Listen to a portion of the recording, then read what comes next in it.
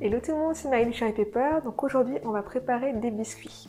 Et la particularité de ces biscuits, c'est leur arôme. Donc ils sont à base de noisettes, mais de poudre de noisettes grillée. Donc on vous a mis, vous pouvez l'acheter, la poudre de noisettes grillée, mais vous pouvez aussi la faire très simplement. On vous a mis les images en début de vidéo. Il vous suffit de mettre vos noisettes sur une plaque ou un plat qui va au four à 180 degrés pendant 5 à 10 minutes. Vous surveillez, quand vous voyez que ça commence à griller légèrement, vous les sortez du four. Vous pouvez même les faire griller à sec dans une poêle sur le feu. Et ensuite vous les mixez et alors ça va vraiment, les arômes vont être puissants et il y aura même un petit côté praliné en fait, très fort. Et ça fait toute la gourmandise de ces biscuits. Ah ouais. Donc une simple étape et ça change tout en fait au niveau de vos biscuits. Donc on va commencer, c'est prêt en 5 minutes. On va commencer par mettre les ingrédients secs. Donc de la farine, de blé, du sucre, pour moi du sucre blond, vous pouvez prendre du complet si vous préférez. La poudre de noisette grillée. Donc j'ai choisi de faire 2 tiers, 1 tiers au niveau des proportions. Vous pouvez même, si vous voulez que ça sente vraiment plus la noisette, faire moitié-moitié. J'ai déjà testé, mais à ce moment-là, ils seront moins faciles à travailler quand vous allez étaler votre pâte. 2 tiers, 1 tiers, c'est idéal pour avoir le bon arôme et pouvoir bien travailler votre pâte au niveau des formes après. On va mélanger, on va mettre de la vanille aussi. Donc poudre de vanille, donc on m'a demandé où est-ce que je la prenais. Celle-là vient du magasin bio, c'est une marque vraiment classique. Vous pouvez en trouver sur le net et si vous n'en trouvez pas, vous utilisez de l'arôme naturel vanille liquide que vous mettrez par contre au moment de mettre la matière grasse à ce moment-là et pas mélanger aux ingrédients secs. Donc on va déjà mélanger nos ingrédients secs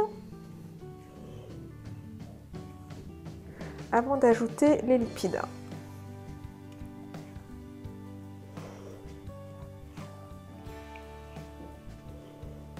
Voilà. Donc là, j'ai mis liquide. Donc c'est de la margarine à pommade, en fait, à température ambiante, que vous sortez un petit peu avant du réfrigérateur.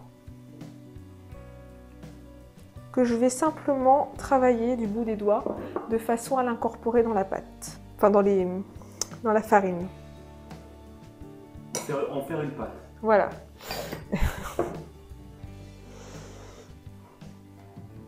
Donc comme je dis souvent, si vous ne voulez pas utiliser de margarine, vous pouvez utiliser éventuellement de l'huile de coco. À ce moment-là, il faudra la tempérer aussi. Ce ne sera pas tout à fait le même résultat, ni le même budget, mais ce sera bon aussi. Ou éventuellement, et là c'est pareil, ce ne sera pas le même budget, une purée d'oléagineux. Mais à ce moment-là, faire 2 tiers de purée d'oléagineux, 1 tiers d'huile, puisque la purée d'oléagineux ne sera pas assez riche pour donner le côté sablé croustillant qu'on obtient au niveau des biscuits avec une margarine. Et à ce moment-là, comme le mélange sera plus liquide, il n'y aura peut-être pas à mettre, faudra ajuster, il n'y aura peut-être pas à mettre de lait végétal après. Ça, il faut voir aussi. L'avantage de la margarine, donc c'est vraiment le rendu qui est idéal.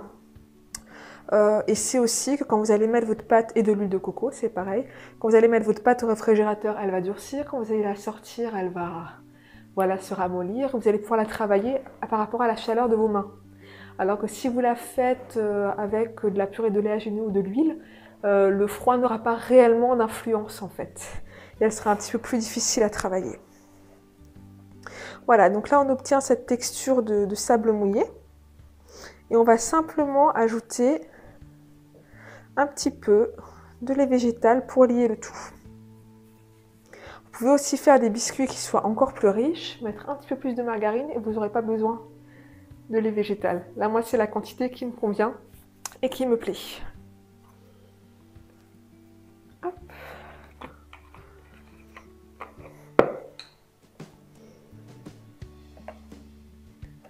Donc, une cuillère à soupe.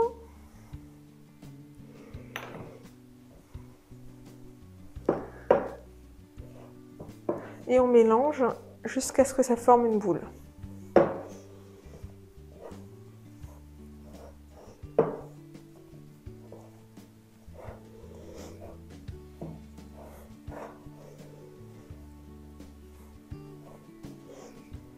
Voilà, on y est. J'ai juste formé ma boule.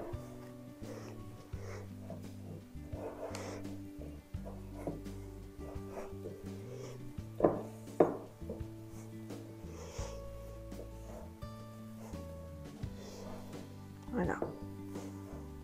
Donc tout va s'agglomérer, hein.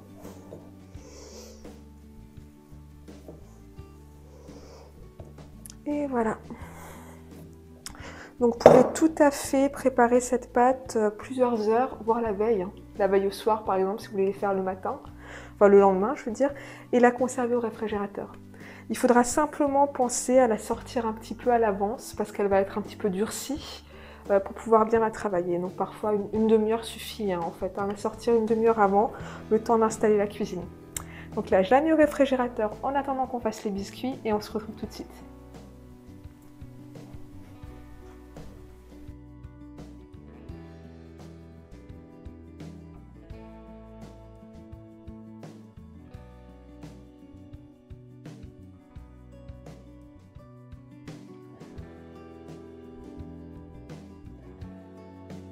Ok, alors on va étaler notre pâte sur un plan fariné, sur une épaisseur de 4 à 5 mm. Et ensuite vous allez pouvoir faire vos formes, donc soit avec des emporte-pièces, soit au couteau, à la roulette, avec un verre, comme vous préférez.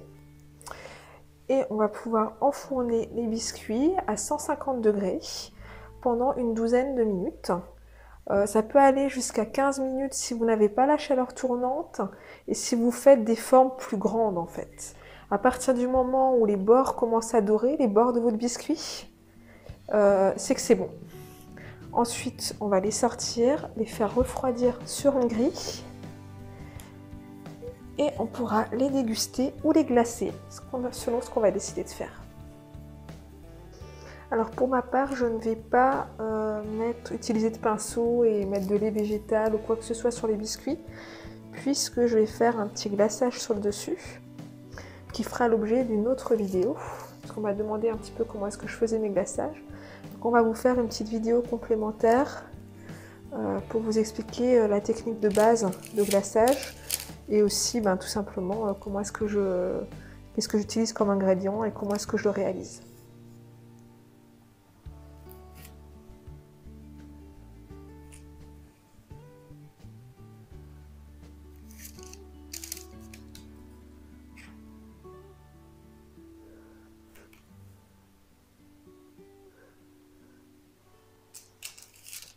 Avec cette quantité de pâte là, vous avez pour 2 petites plaques à biscuits comme la mienne ou une grande plaque.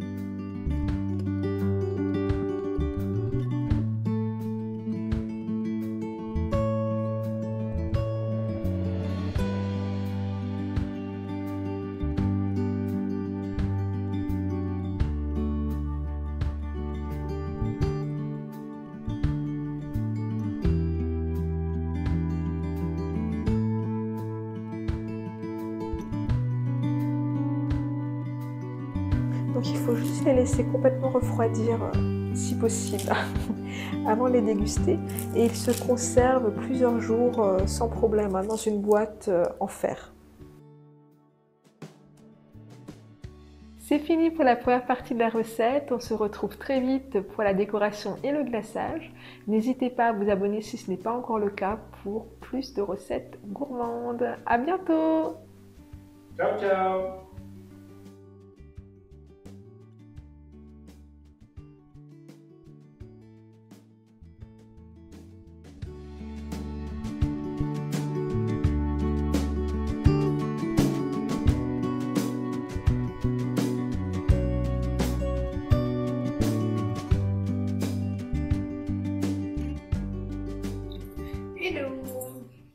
Donc, en en pleine préparation du déjeuner.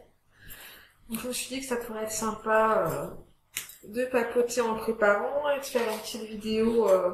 Voilà, comme dit, ça inspire toujours de voir ce que les autres préparent. Hello tout le monde! Donc un petit papotage totalement impromptu. Parce que je faisais quelque chose qui m'a fait penser à vous. Hello! Donc une petite vidéo hyper impromptue suite au post de Marceau, au post super intéressant de Marceau qui a découvert la marque Lush. Hello tout le monde! Donc ce matin on va préparer des biscuits, les biscuits d'Halloween dont je vous avais parlé. Donc j'ai mes petites formes. Coucou!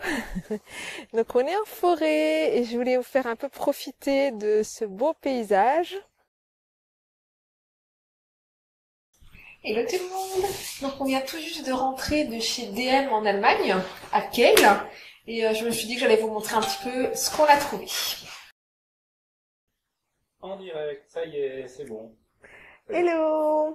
Donc on va éplucher le livre Un grand Noël vegan. Hello! Je vais vous faire un petit coucou en cette belle journée d'automne. En tout cas, chez nous, elle est magnifique. On a un grand soleil. Et vous souhaitez un joyeux Halloween pour ceux et celles qui le fêtent.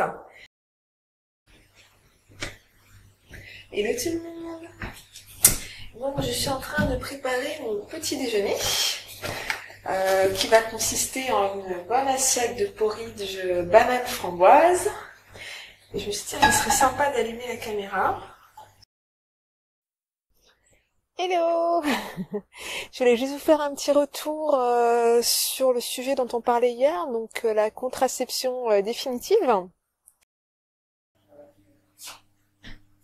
Hello, hello! Donc ce midi, on a un programme chargé. On va faire plusieurs recettes autour de légumes. Donc une soupe de légumes grillés, potimarron, patates douces, pommes de terre, poivrons, avec de l'ail grillé aussi, et des amandes. Et une recette que je travaille pour Cherry Pepper, pour les fêtes, donc qui est à base de poireaux. Oh, le beau garçon. Bonjour. Hello tout le monde.